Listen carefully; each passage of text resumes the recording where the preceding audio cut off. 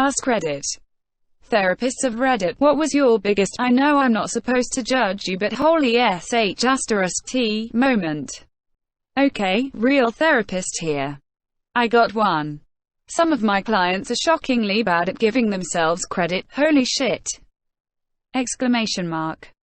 Like they might get a nearly straight A GPA in a brutal major while battling depression, or overcome years of phobia and get behind the wheel again, or write a literal novel, or raise a kid as a single parent with low income, or build relationships after being burned, or cope with OCD well enough to hold down a job. And they'll talk about themselves as if everyone on earth is better than them, as if their accomplishments are worthless. And I know it's because of depression or anxiety or another condition, but I'm often stunned by how differently I see them compared to how they see themselves. This needs more attention. I came here for juicy stories and ended up with an empathy punch to the gut. A Wednesday on Reddit. I work in mental health and have worked in acute and crisis settings for the majority of my career. The most notable event I experienced was when a young person had presented with significant ongoing suicidal ideation who was dealing with a lot of shit. I spent a lot of time with them, mostly de-escalation and working out what the plan should be moving forward. One of their parents came in a little while later and I had the opportunity to speak to them about where their child was and what had been going on, with their consent of course.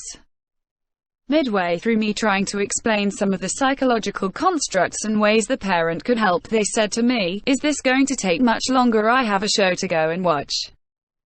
All I can say is, I never judge my patients, I have never walked their path or viewed the world through their eyes. But the people around them who perpetuate the suffering of the people I work with through ignorance, malice and selfishness, I judge them. Edit and a shameless one. I've tried to reply to as much as I could. I've enjoyed some of what I would assume is trolling and talking about some other people's experiences, as it's given me a chance to reflect on some of my own stuff. But I must go to bed. I'd like to ask one thing of anyone who reads this: remember that you can help, even just by asking how someone is or wishing them well. People who you think may be struggling and even people who aren't. This year has been hard on us all, and I appreciate all of you who have said that those in care services have difficult jobs, but we have all struggled this year. Please be as kind as you can to each other, and I hope we can all look forward to a good December and even better new year. Edit 2. My use of the word judge needs some clarification. I do judge in some ways. It's hard not to with what I see, who I work with and the situations they experience or have experienced. What I mean by not judging is that I do not allow my judgments to distort what I am seeing or how I am working, which will normally be to the benefit of the patient and those around him, trying to help them achieve their goals and meet their needs. Final edit. I didn't think this post would get as big as it has, and I cannot respond to every comment individually by any means. I'm sure the post will be getting less attention moving forward, but I just wanted to clarify some things. This parent, who many people have made multiple assumptions about, was not trying to redirect, deflect or remove themselves from the situation by stating they had a show to watch. The show being something else people have assumed was a TV show. Remember, I've made the comment above in the context of a situation that lasted around 5 to 6 hours for me, but took you a few minutes to read. With everything that's going on right now, I wanted to make this post to let people know, those working in mental health have heard a lot. We don't judge you for how or what you're feeling, and we want to work with you to help you. I simply wanted to help in some way with a comment on the internet that I wrote in one go about an experience I have had.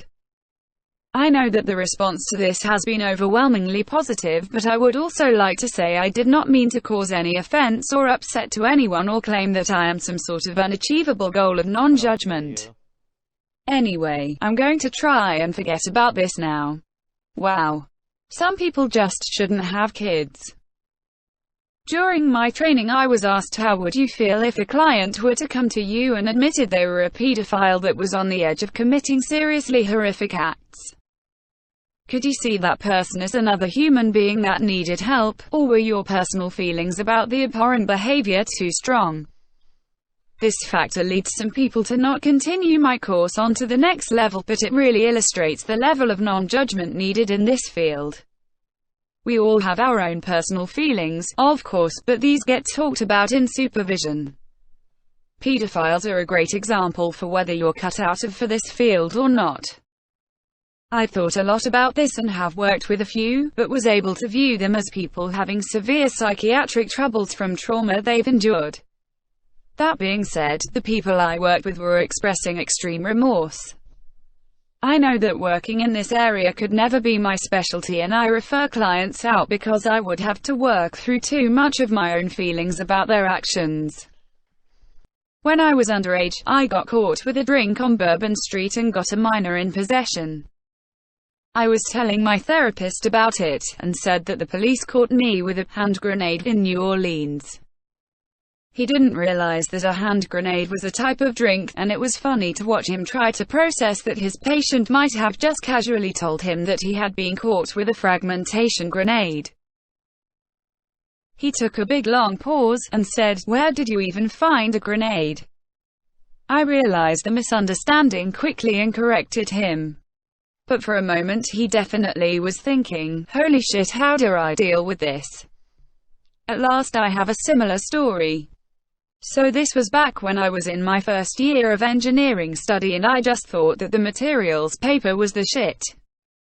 I especially liked the whole steel section, and at the time my depression and general situation wasn't amazing, so it was one of the things sort of keeping me going, yeah, no. So of course when my therapist asks about my passions and goals, I said, well, I like steel. And she paused and said, okay, what do you like about stealing? This poor woman thought I had pulled out some surprise kleptomania late in the game. Luckily, like a good therapist, she was non-judgmental but still obviously relieved when I corrected her. Therapist here. To piggyback on what others have said, it is highly unlikely for me to have moments where I judge my clients. It happens sometimes, but I'm able to shut down those thoughts quickly in my head and return to being present for the people I see. People are so incredibly complex that my judgment wouldn't have any meaning anyway, and it doesn't have a place in our work together. I will admit though, something that does get me feeling a little salty is when I have a client's parent that attempts to sabotage the therapeutic relationship I have with their child. Or pulling them out of therapy entirely when some of the things we talk about challenges some potentially unhealthy family dynamics. I don't feel anger toward the parents, mostly I feel bad for the kid. My God, it's like you're describing my mother. She let me go to therapy a grand total of 2 times while I was depressed and suicidal at 17. The second time the therapist asked her to come in to talk to her about how I was feeling, and she started crying to him about how my feelings made her feel sad and how much it affected her. I never even cried in my sessions. Then he told her she might like to consider letting me go out with friends more and have a better social life, and then she took me home and told me I manipulated him into saying that to her. A few weeks later I tried to commit suicide, and her response was to take me out of therapy and off the medication because in her mind that was what caused my episode and not her and my father being pricks to me. I work with youth and adolescents who have anxiety, trauma, and/or depression. Some of the kids I worked with had some pretty severe attachment issues. Regardless of this, I never thought I'd have to seriously explain. You can't just buy a straitjacket for your kid. Feeding your kid ultra-spicy ramen each night instead of a meal everyone else is eating isn't specifically defined as abuse, but you have to understand the emotional abuse that this causes. Your kid isn't trying to kill you because they stand in your doorway at night crying. That's likely because they're scared of their traumatic nightmares, but feel like you will just yell at them if they wake you up. Edit. Remove the phrase. Edit 2. Thank you all for your questions and support. This case has really helped to shape my approach to therapy, and has highlighted the importance of healthy communication between parents and kids. My number 1 tip: don't let someone else tell you how you feel, think. If someone says, "You're angry with me," or something to that effect, ask yourself if you really are. If you're not actually angry, then don't spend a second more on it. A lot of kids' family members get hung up on trying to justify their own actions according to someone else's perception. Edit 3. Fixed straitjacket spelling. No, it's not a jacket for sexual orientations. Holy shit. Number 3 is a heartbreaking image. I'm gonna go hug my daughter now. Thanks for watching.